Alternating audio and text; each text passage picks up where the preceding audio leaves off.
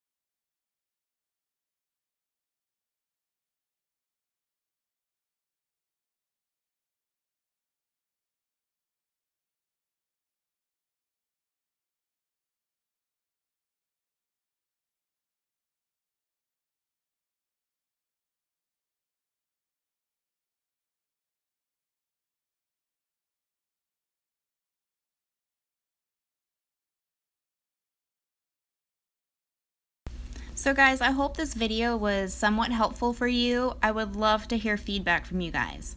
Comment below any questions you might have or anything I didn't answer in the video. And of course, like this video if you found it helpful, and please subscribe to the channel for my upcoming videos. Thanks guys!